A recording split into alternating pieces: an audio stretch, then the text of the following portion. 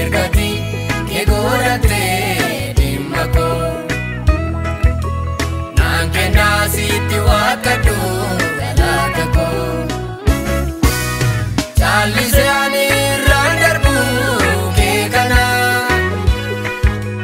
lubbu koo fi ifa baastee ibsitee dukkana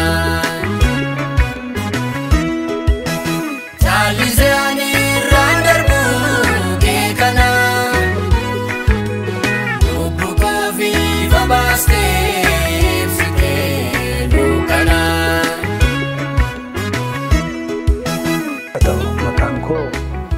Luba Girmaa Daadhiin jedhama.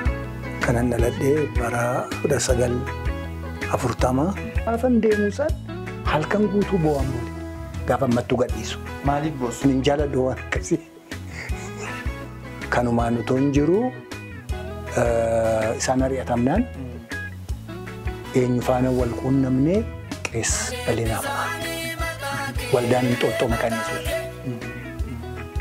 Ispoonsara waldaa kiristiyaanaa Salaalee ta'a.